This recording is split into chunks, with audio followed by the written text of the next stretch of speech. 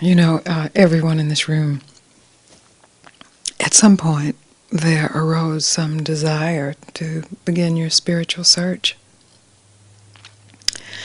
And that's a beautiful point. And it's a mystery. And it's awesome. And it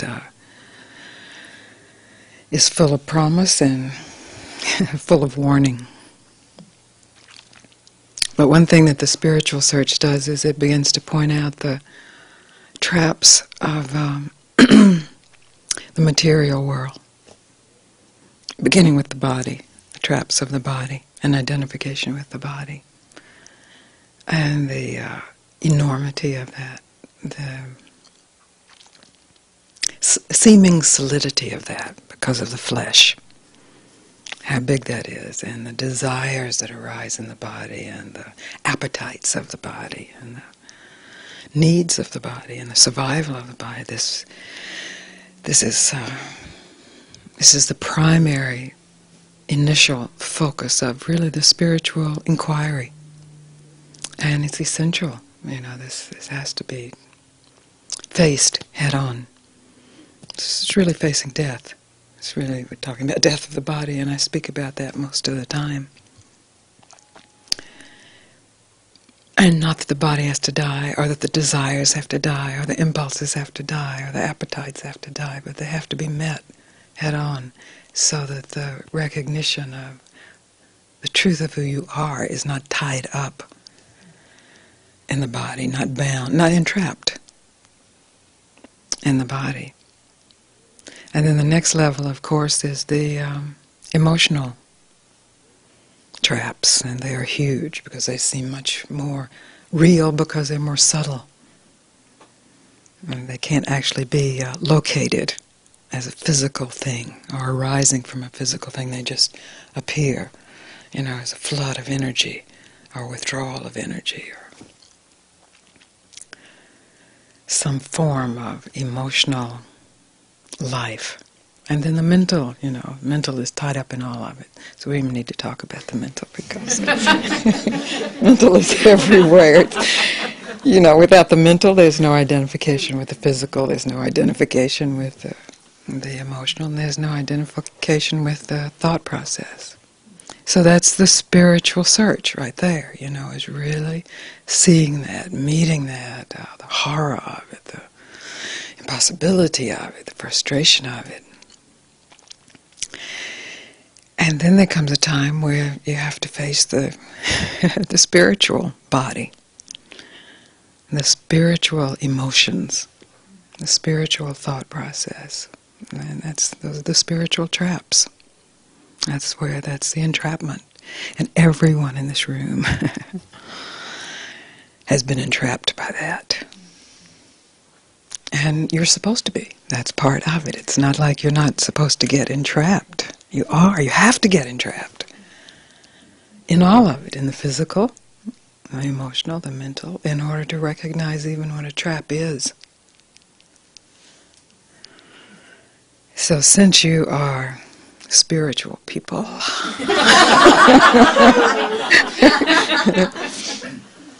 and you know, that's a beautiful definition at the beginning. It's a way of separating yourself from the following of the materialistic, physical, emotional, mental plane. It's a way of saying no. And so and this is really the crux of what I have to say. It's perfect at the beginning. It's not a trap at the beginning. It's a door to freedom. It's like, yes. And then it's a trap, whatever it is. And the sweetest trap and the hardest traps to meet are the spiritual traps. Because they're the good ones. You know, I've conquered the ego. I'm almost enlightened, or I am enlightened. Or there's no ego here. I'm empty. I'm happy all the time. Or the reverse of that. I'm not enlightened yet. I'm not empty. I'm entrapped. That's the trap. Those are the jaws of the trap. I am not.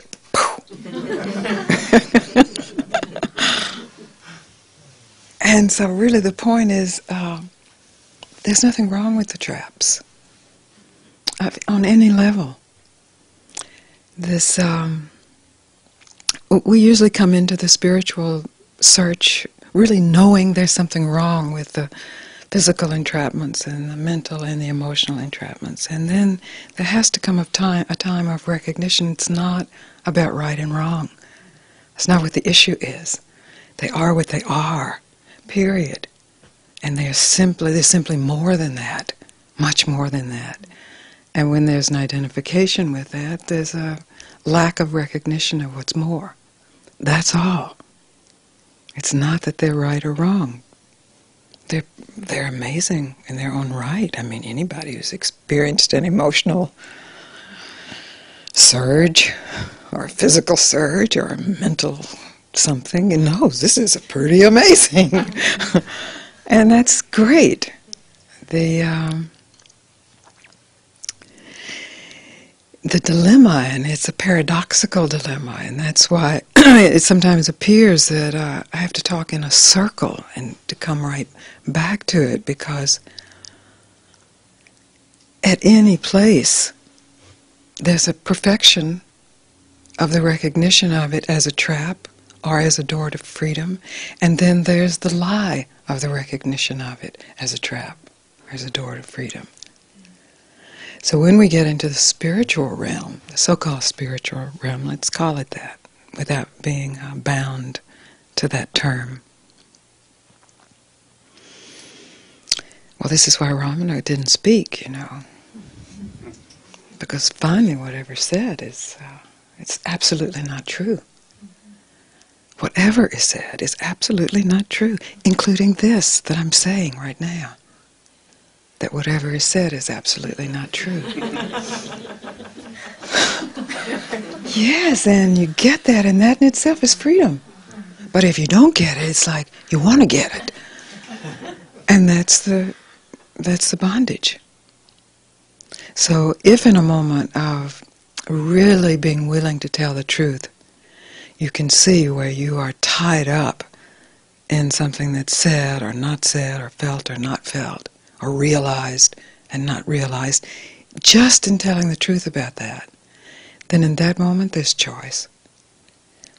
Not even to get out of the trap, or to change it, or to be bigger than it, but to just recognize that right here, right now, is the point of inquiry. This is where inquiry occurs. It doesn't occur in some abstract place or state. It occurs right now in this moment. It's not necessary any other time. It's not an issue. It'd be absurd to be walking around, who am I, who am I, who am I? As we know, people have done that. I mean, that's the trap of religion, the Advaita religion.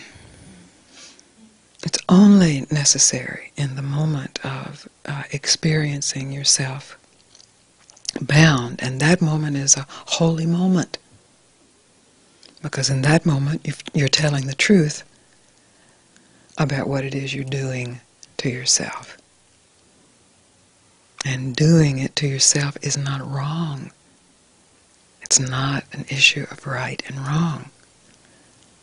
It's just a possibility to see that there's much more.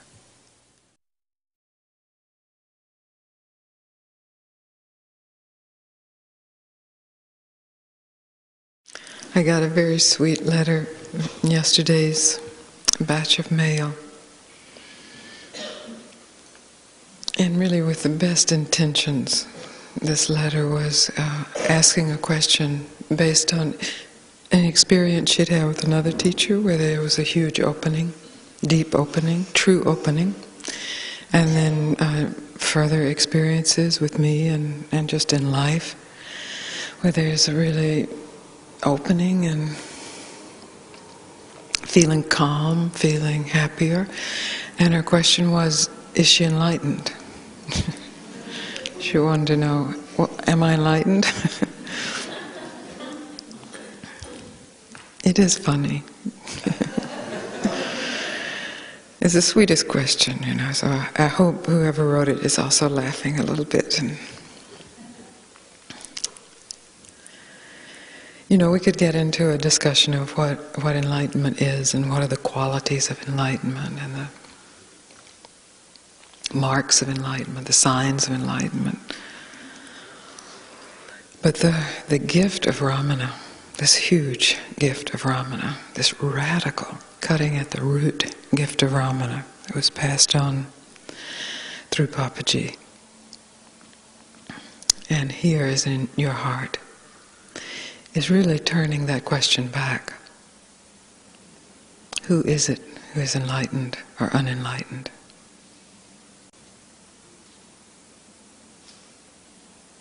And if that question is truly asked, then the presence of who you are is so far beyond any question of enlightenment or unenlightenment. And then you're enlightened.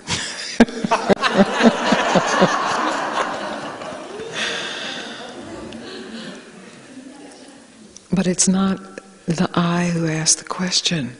You say, that's still a thought. Am I enlightened? Is still following a thought. Oh, I am because I felt oceanic just a minute ago. Or I'm not because I feel contracted right now.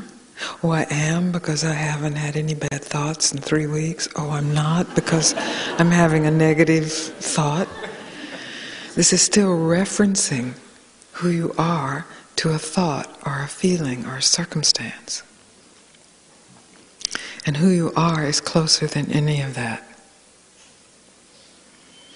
And true inquiry, which we have been playing with here this time together, true inquiry is really examining all of those places where you have assigned your identity. And one of the places, one of the spiritual identities, is the identity of the one who is enlightened now, finally, so that then I can get on with my life. Or then people will be nice to me, or then I'll get some respect, or then...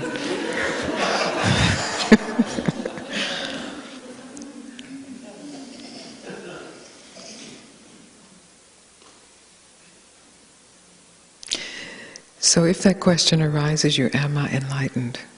You just take a moment to be fully and absolutely and completely unenlightened. Because that's what that question is based on.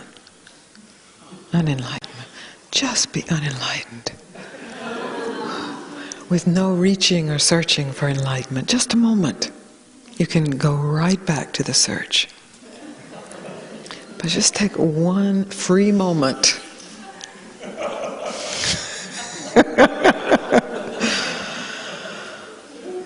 And tell the truth of what is experienced in that. And then if the search is pursued, it's fine. Then it's really a yogic search. You're searching to purify or modify or perfect the character or the body or the emotions or the mind. That's fine. That's a yogic practice. Different, it's not always called yoga, but it's a yogic practice. But at least in that moment, the practice won't be about getting someplace.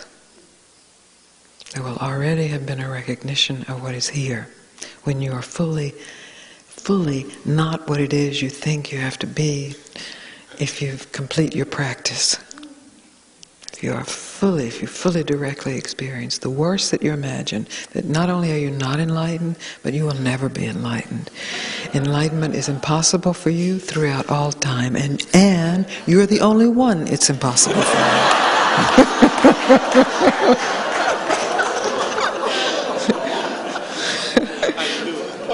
Yes, you knew it all along, so...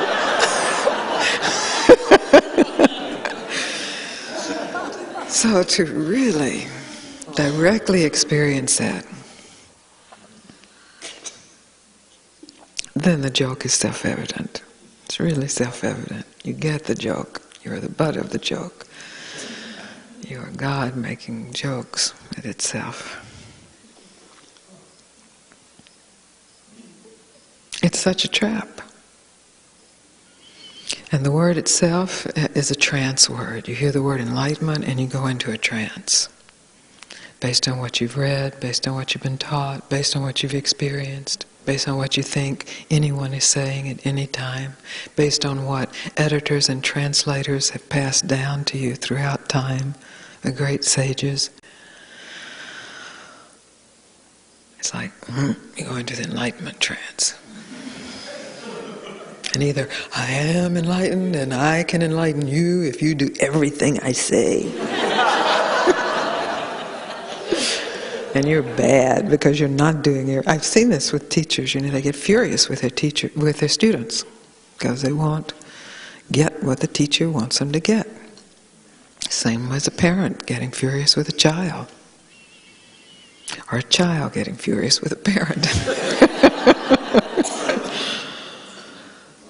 So it just is a transference of the same old conditioning. So if we just forget that word, and we forget the word God, and we forget the word truth, and we forget the word love, and we forget the word freedom, and we forget the word that you go by as your name, and you forget the word that identifies your body as a particular gender, and it's self-evident what is closer than any word.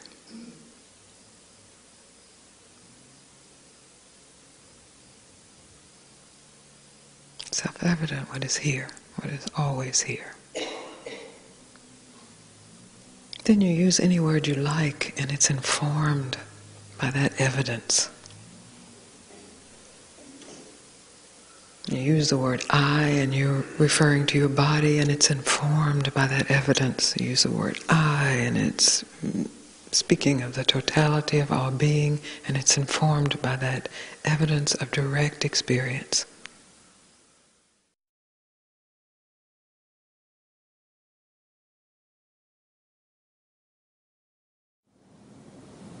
As human beings, we learn quite a bit through imitation.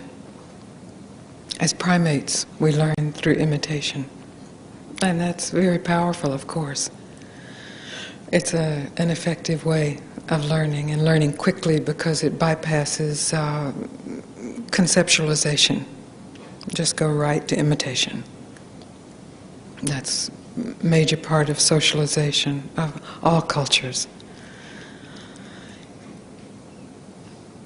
Deeper than that, closer than that, is what you know without learning it. And what apparently covers what you know without learning it, is everything you learn. So not only the imitative person that you become, but then the conceptualizations about that person, good person, bad person, unenlightened person, enlightened person. All of that covers what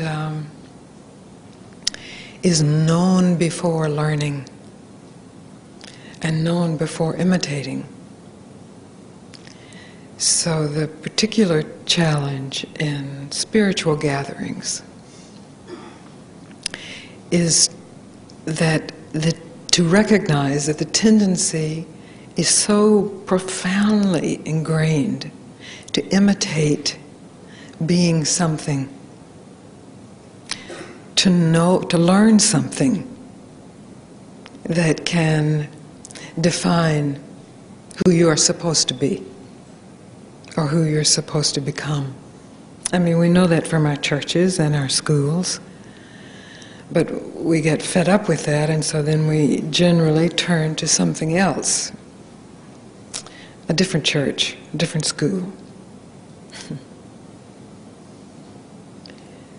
Finally, it gets down to, are you willing to not have anything that you can cling to conceptually? So the challenge is, then when we come together with all of these different concepts and imitative behaviors floating around and anchored in the mind. The challenge is to surrender to what's deeper, to what's closer, to what you know without any conceptualization of that. Who you are without any image of that. What you are deeper than any sense of that. Then we can have a conversation that has never been had before. I mean, we will use words that have been used and concepts that have been used, and we can play with imitative behavior. But there's a conversation, heart to heart, that doesn't need a checklist of, are you saying it right? Are you feeling it right? Are you understanding it right? Are you doing it right? A conversation that just is unknowable. A discovery that in the willingness to have that conversation, there is already a wisdom and an intelligence and a beauty and realization that simply in your willingness to be reveals itself.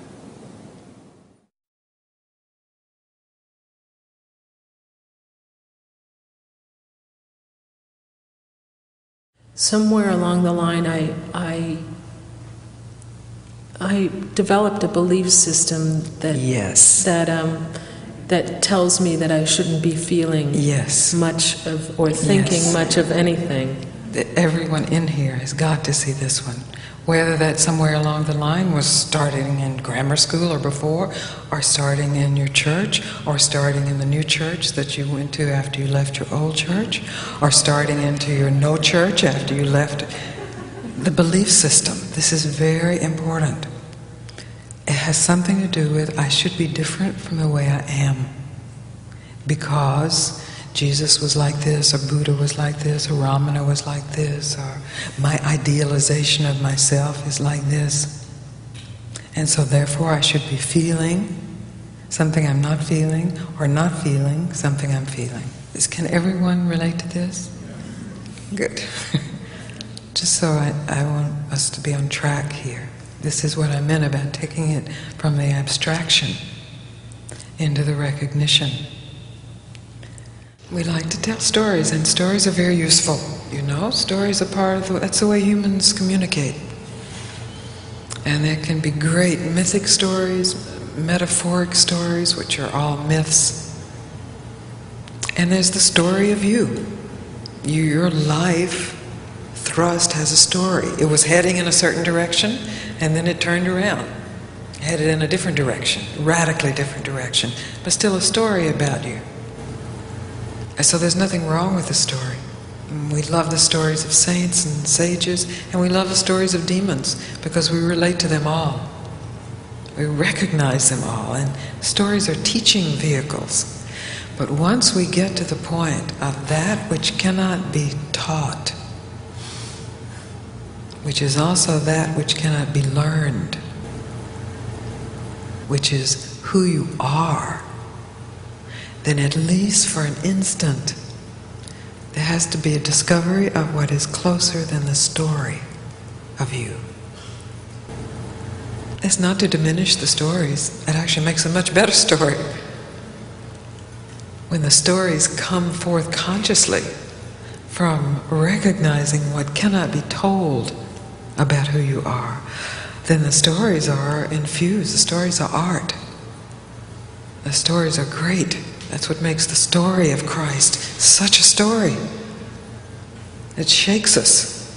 It makes us fall down to the ground because it's infused with what cannot be told that which is alive in you right now and is discoverable by you in an instant of recognizing the story. And there may be many levels of the story, subtle and subconscious, unknown levels, but in turning the mind toward the core, toward the deeper levels, there is discovered that which all the levels appear in,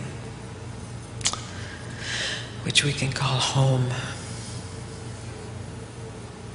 When you're home, you just are home. And if there's a story being told, it's being told home. At home. You can relax as you hear the story. You can relax as you tell the story. You can relax as you get terrified of the story. Because you're home. You can be naked at home. You can relax at home. You can be who you are at home. And quite amazingly, you can invite the whole world, the whole cosmos, the whole media home, where you are. And you can be yourself. And that's what we have to give one another. Then the stories that we share with one another, which can be entertaining, are infused with that. Have some real meaning, are metaphors, are descriptions, are the Shakti of what is essentially at home, at peace, here.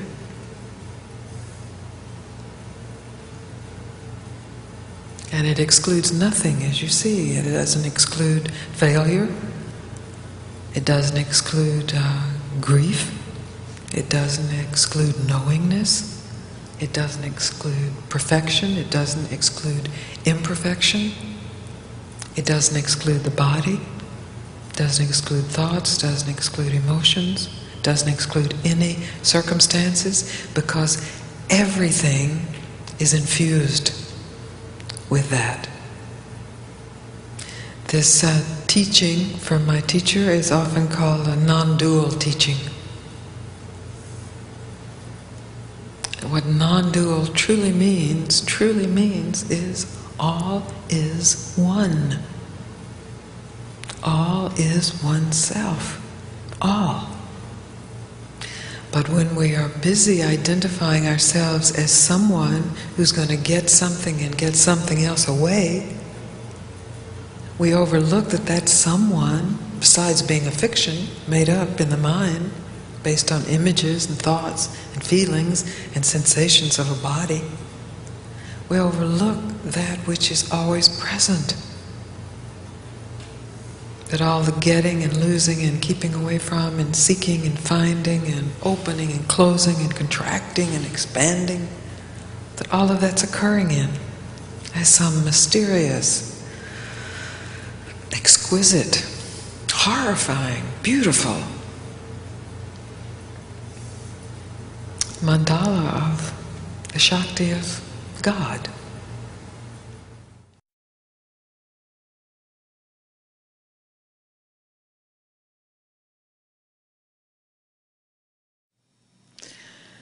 The phrase non-duality gets used a lot in the most dualistic ways. So what a challenging phrase that is, non-duality. It's more than a word, it's a phrase. It encompasses more than just a word.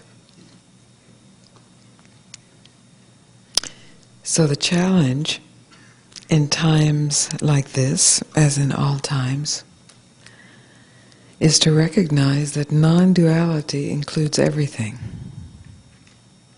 Nothing is excluded. When most of us begin spiritual search, we begin it with the hope and the prayer to exclude all the troubles, all the suffering, all the misery. And we come to retreats to exclude the distractions from our everyday life. And that can be very useful. The initial desire to exclude the suffering, the desire to come and retreat and exclude distractions, very useful. But only transitorily useful. Only as a point of really being able to stop and welcome everything as yourself. Our minds are maybe hardwired to make one and the other. And that's the way we see it. That becomes our perspective on life. We've got it or we don't have it. We're happy or we're sad. We're right or we're wrong. We won or we lost. And that has its place, but only transitorily, only as a point of view, only as survival for an organism. Regarding true self-realization, true self, which is non-dual, realization of itself. Nothing can be excluded. It literally boggles the mind, because we want things excluded from that. You know? We want the dark forces excluded. We want suffering excluded. We want what bothers us excluded. But it's here. It means it's not excluded. And amazingly, if there is the fortitude and the willingness to simply welcome what is here without denying what is here, there is a discovery that I'm unable to speak, and that I have never heard spoken or read spoken, but that is available for you now and in every moment of your life. This I promise.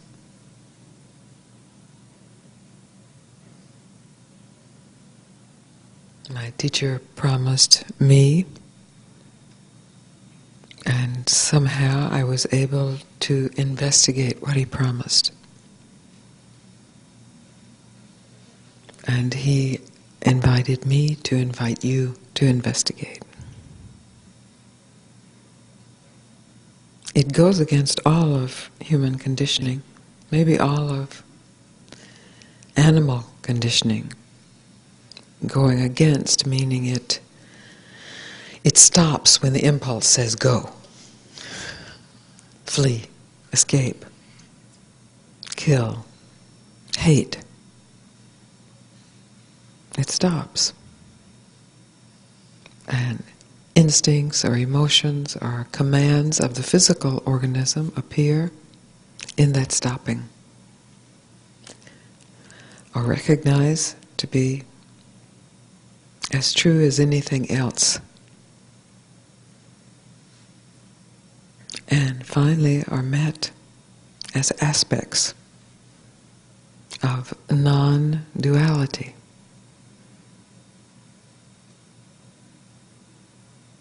So I don't do a lot of teaching, as most of you know, because what I've learned is that then people try to learn non-duality. It's already dualistic. So if you can recognize the instinct to learn it, because then it will help you get out of something, you can stop. You don't have to learn anything. Really. It's already here. It's always been here. And it is who you are. And it includes everything. Everything. Wanted, blessedly. And unwanted, surprisingly. So So our conversation here this weekend is really simply to reveal what's already true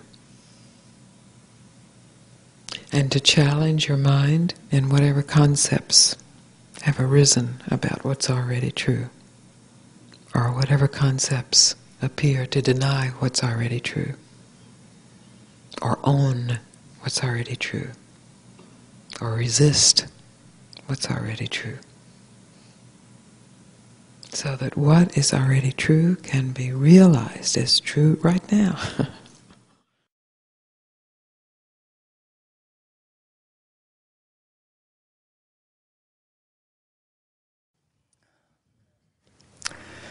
I've been watching videotapes, and a friend of mine introduced myself and my partner to you and your teachings. Well, it hasn't been but probably 2 months, and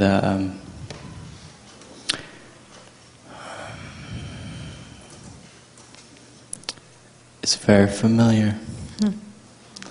It is. And I feel so blessed to be in such a young body and have such a profound realization. That's great. That's great. We're blessed. Yes, by we your are. blessing. Yes. So I find that I have profound moments of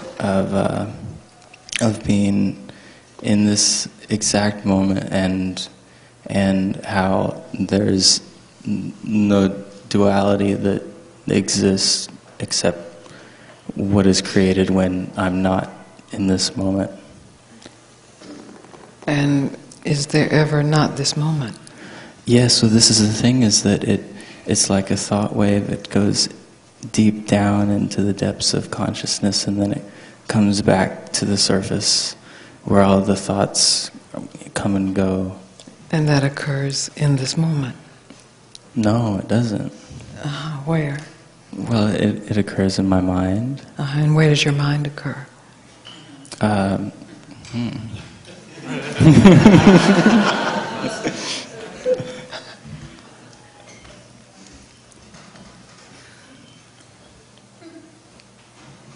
My mind is part of this moment. That's right. Your mind is not separate, or that's, again, a duality. Mm-hmm. In fact, that's the trickiest duality, especially the spiritual seeker's duality. The mind becomes the enemy, and the no mind becomes the victory, and the war begins. But the truth is closer than mind or no mind. And there is perhaps required no mind to realize what is here. Since we're so conditioned to mind as reality, yes, there is a cut or an essential moment that's required where there is no mind. Just like when this lady came up, there's no entity, but I am. But then, in general, what happens, that becomes mind's latest acquisition. To beat. Now, no mind is superior to mind, but that no mind is still mind. You get this? Should I say it again? I don't need to. You get the spirit of it, right? Die, reply, and die again. And that's because in that moment of dying, this moment, there's no duality. But how quickly we then make a duality of that. Oh, for a moment there was non-duality. Now there's duality. It's the same moment. Mm-hmm. It sounds so simple. It is simple. That's the challenge. Because mind has nothing to do. But what benefits come to mind too? Universal, non-dualistic benefits. Grace. Grace has no problem with mind.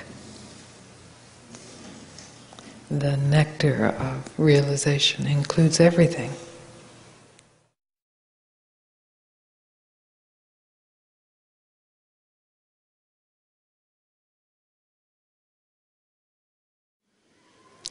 In our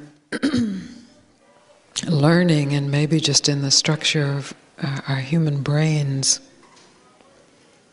for survival and for other reasons, we learn to exclude. And that's appropriate, that has its place. It's a great power to learn to exclude. To learn to exclude poison from medicine. To learn to exclude what is good and what is bad. But what this invitation is to invite inclusion into your experience. Not because it's better than exclusion, not even so that it take the place of exclusion, but because we have been so trained, even maybe especially spiritually trained, to exclude. The vastness of inclusion has been overlooked. And so that even the most profound truth gets used by the mind as a way of excluding. I was speaking with a friend yesterday who's a spiritual teacher, and she's also a psychotherapist, and she said she deals with many people who have come from Advaita teachers who live in such a realm called transcendence that they exclude the human and the emotional and wonder why they're still suffering. And then they say, but who's suffering? And they return right back to the realm of the pseudo-transcendence. Because the actual transcendence includes everything, excludes nothing. And it is in that actual inclusion of everything and nothing that the unspeakable revelation of truth is recognized as who one is. So since what I say to people has been called Advaita, Vedanta, even though I don't call it that, and I have never called it that, when I have read about myself in certain publications, I have noticed that I'm classified as an Advaita Vedantist. I want you to know I'm not, although I don't exclude it. Advaita Vedanta is profound and exquisite and true. Absolutely true. In the realms of the absolute, in the realms of totality, in the realm of totality, absolutely true. But the moment one identifies oneself as an Advaitist or an Advaita Vedantist, then one is not something else. And that's not true. Then the old mental game of classifying, which relies on exclusion, comes into play. And that, of course, gives rise to what we know of in all religions as fundamentalism. Whether it's the religion of the ego, or the religion of Christ, or the religion of Buddha, or the religion of Ramana, or the religion of Muhammad, doesn't matter, it's irrelevant. It becomes a fundamentalism which excludes everything but itself as itself is defined. And that begins where you are, in the seat you are sitting in. That begins with the religion, the fundamentalism of yourself as separate from anything else. As yourself as separate from anything born, anything that dies, or that which is unborn and undying. All of it.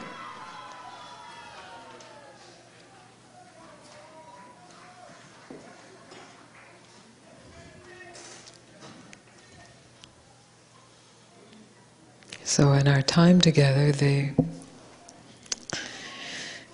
daunting task, which perhaps exquisitely is doomed to failure, is to speak what cannot be spoken, has not been spoken. To speak in a language that by its nature is exclusive, what is absolutely and relatively inclusive. To include you, even the meanness of you, in the truth of the totality of the no-thingness of you. The absolute truth never ever being separate from the relative. And if for just an instant there is a release into that, then you are both yourself and everything else. You are both not yourself and beyond anything else. Then we can really use these old words, the all, the everything, the nothing, and they have the meaning that comes from direct experience rather than some abstraction of learning. The result from that cannot be charted. The look of that cannot be imagined. The feeling of that cannot be imagined, although it all is imagined, and it's imagined in the realm of exclusion. Well, it wouldn't look like that, it wouldn't feel like that, it wouldn't feel like this. It would feel more like I felt when I felt that. And that's the trap. That trap opens in a moment of the willingness to include everything and more, nothing and more and less. So in particular meetings, particular conversations arise and things are said that are particular to that meaning and yet can generate out into time so that they're relevant to someone listening to a tape or reading a book or an interview. But it's always important to recognize that if what you are reading or seeing or hearing in this moment or any other moment is taking you to the path of further exclusion, then it is not what I'm speaking about.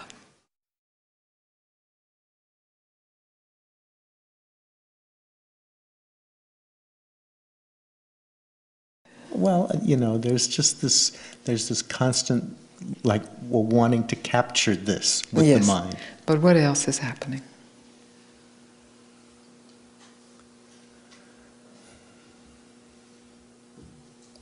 Because that's not constant. That appears, and then it drops, and it appears, and then it drops. What else is happening? It's just being very happy to be here.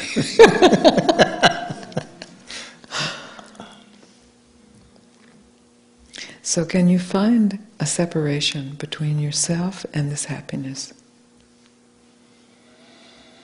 When you say, I am happy, which is what we normally say, I'm happy. Mm-hmm. But rather than just continuing that, if you just stop for a moment and see, where is this I who is happy? Is there a separation between I and happy? really.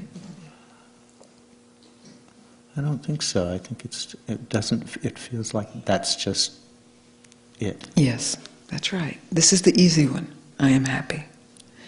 The more difficult, more challenging one is I am sad. I am angry. I am despairing. I'm unenlightened. I'm confused. I'm doubtful. If you stop making the separation between I and this state, I'm unpeaceful. If you just, as you just saw, that this I is not a pinpoint. So in that moment it is just not peacefulness. And you let it be that, and you be that fully. Like right now, can you fully be unpeaceful?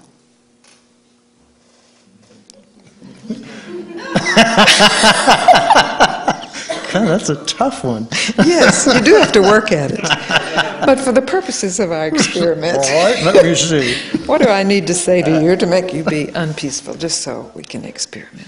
Well, you could tell me I'm unenlightened, I suppose. You are unenlightened. God, I know. Right. So, I am unenlightened. Now, when you are I am enlightened, you can see enlightenment is who I am. But unenlightened, well, that doesn't feel so good, so I don't want to be that. I want to get back to I am enlightened. It doesn't work because you are overlooking I am unenlightened.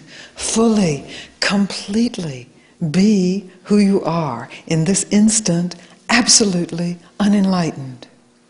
Completely unenlightened. Totally unenlightened.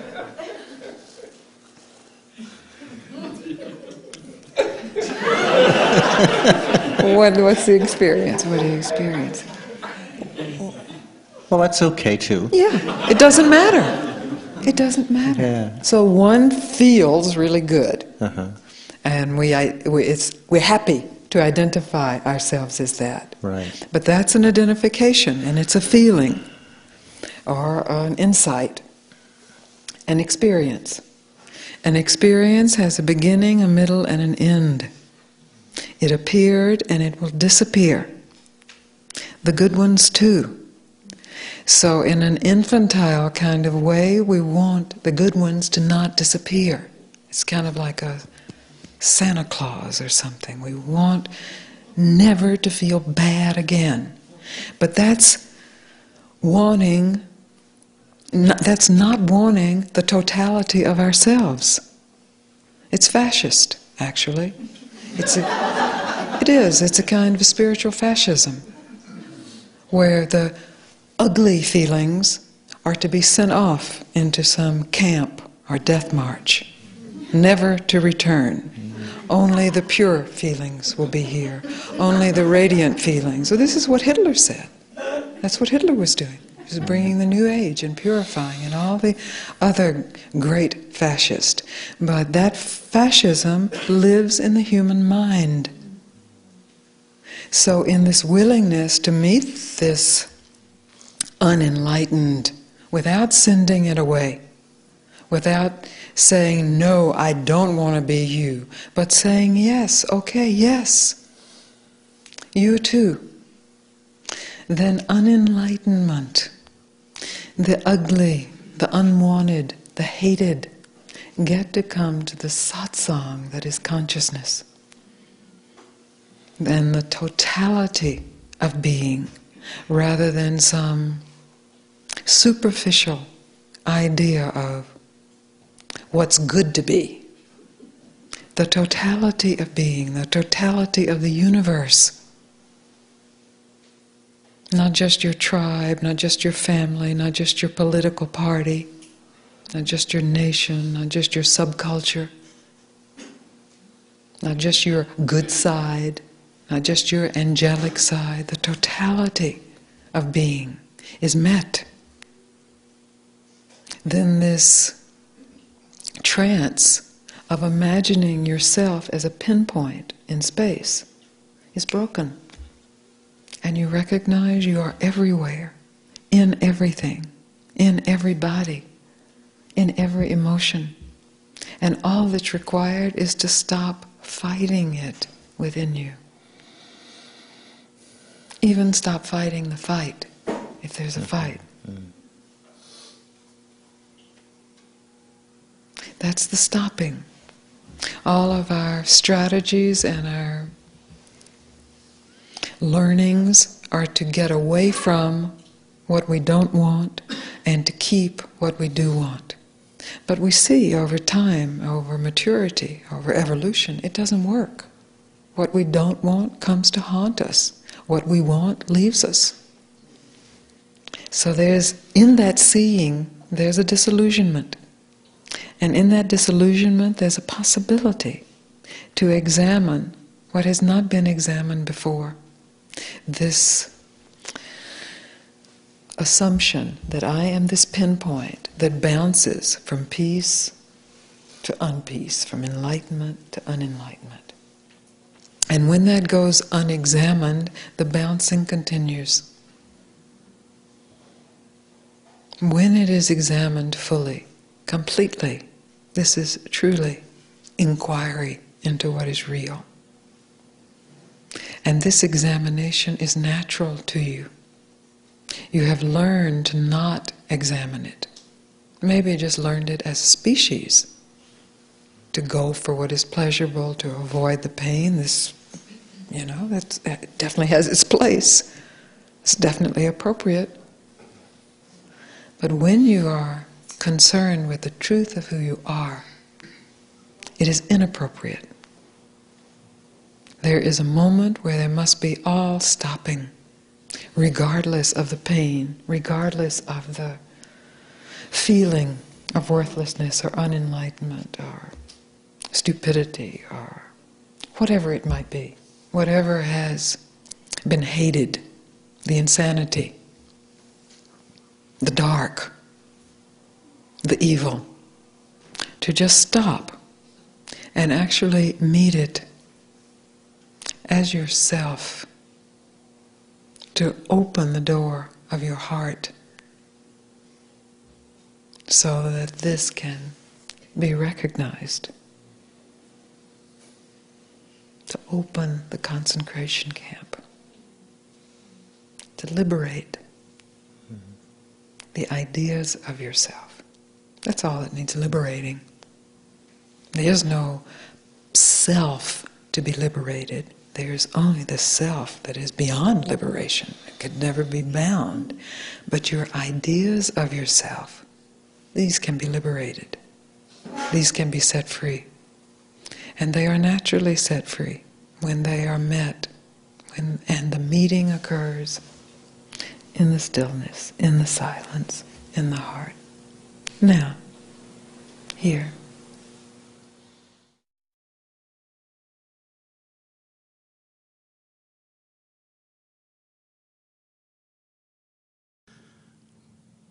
And I understand that there's no how to stopping. Mm-hmm.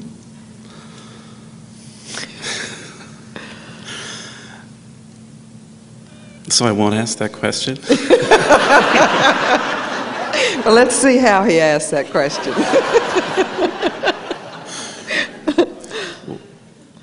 I feel like there must be some sort of mechanics to stopping. There are mechanics involved. The mechanics that are involved are in how you avoid stopping, how you go.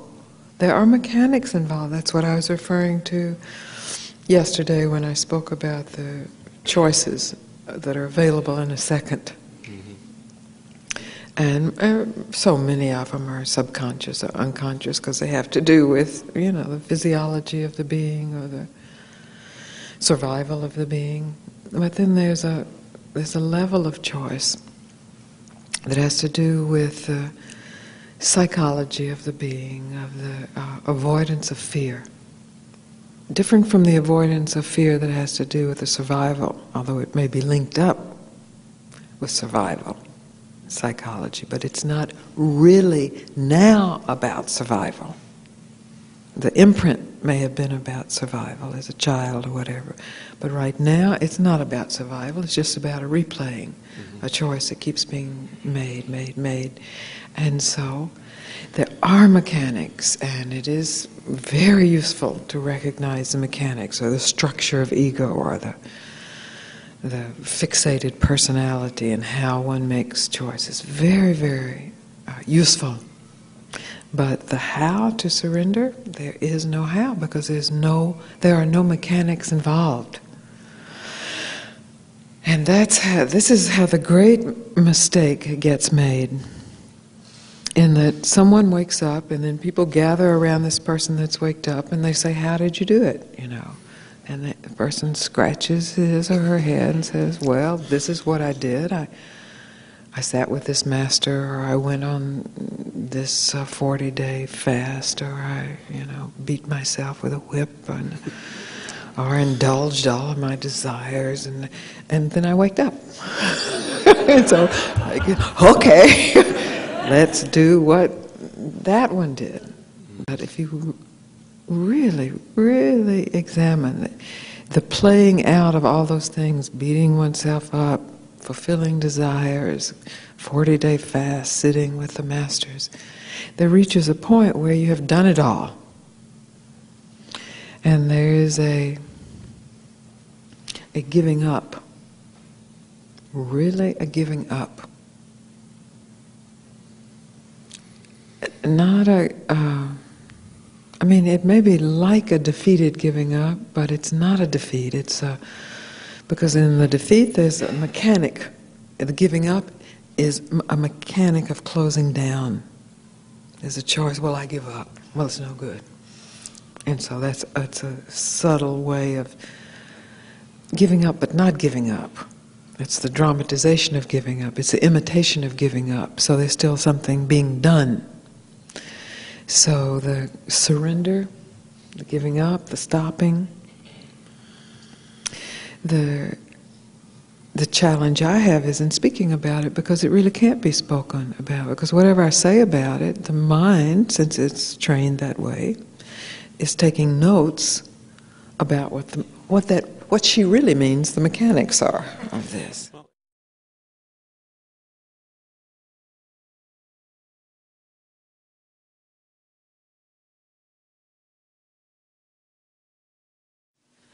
I had an interview this morning, and really a wonderful interview, because it was alive. It was a true question. She didn't come just doing an interview. She came to find out what it is I have to say.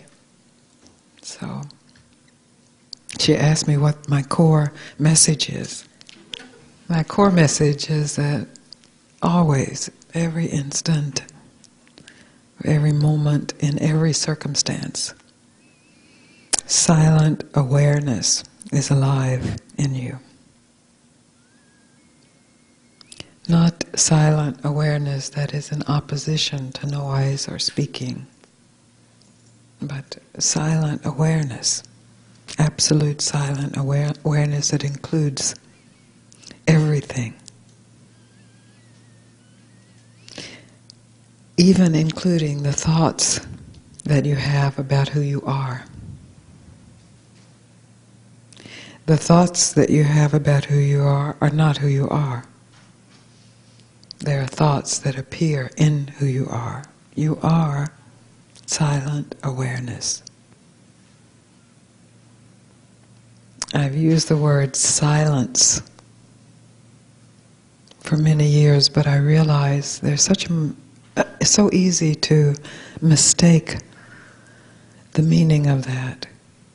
Then it becomes silence in opposition to speaking, or in opposition to action. And it's not that. It's silent awareness that is aware of all speaking, all action, and aware of all non-speaking, non-action. So it is the resolution of all dualities. Not in opposition to any duality, but the resolution of duality.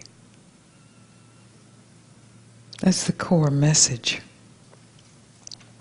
the core invitation, then our time together is really spent pointing to that and discovering, what does that mean then to you? If it's not something you learn or believe in or remember, which I advise you not to, but something you actually discover, what does that mean to your life? How does that reveal itself? She also asked me many questions, some about beliefs, belief in eternal life. I said, what if you don't believe in eternal life? Whoa, it's like, but we're a spiritual subculture. We have to believe in eternal life. What if you don't believe in anything for a moment? Dare you not believe in anything, just for a moment? If you dare, then there is a possibility of real inquiry, real investigation. There's a possibility, the capacity to discover yourself as this silent awareness. Not to believe in, because if you believe in it, there will be a thought about it. But to realize it, to realize yourself. What does that mean? I can tell you what it has meant for me. It's very good news. That's probably all I should say. It's very good news universally. But it doesn't necessarily mean that your personality will change, or that your circumstances will change, or that your emotions will change, or that you will be more quiet. It doesn't necessarily mean anything except its own good news.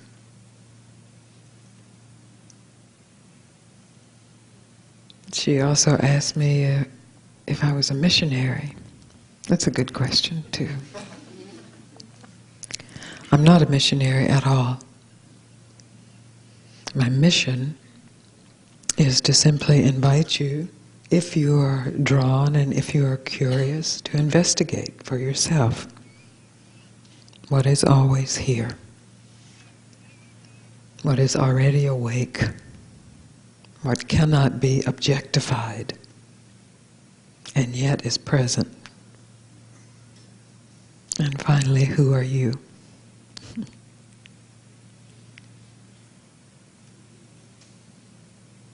She then asked me, well, what about your teaching? I said, well, some people call me a teacher, but it's not a teaching per se. Because who you are really can never be taught. If it could be taught, it would be a thing that could be extracted and objectified and learned. And by this time we would have all learned it. Because you have heard it. You know, if you're of a particular subgroup, you have heard you're a radiant light. You're God's child. You're free. You're safe. But to hear it, even to understand it, to believe it, to memorize it, to hope it's true, is not enough. It has to be discovered directly. So my invitation today for you is that you give up all your beliefs for our meeting. Beliefs have their purpose, they have their place. There's nothing wrong with beliefs. Some beliefs are better than others. some beliefs serve better than others, but for our meeting, if you just give them all up and you're just present as yourself, as silent awareness, then you have the opportunity to discover, is there a boundary to silent awareness? Is there a problem in silent awareness? Is there any separation anywhere? To discover this, to inquire into this, not to know ahead of time, yes or no, but to discover. Then our conversations and our meeting and our just being together will be of some use in your life. And then your life will be of some use in the collective life, the planetary life, the cosmic life.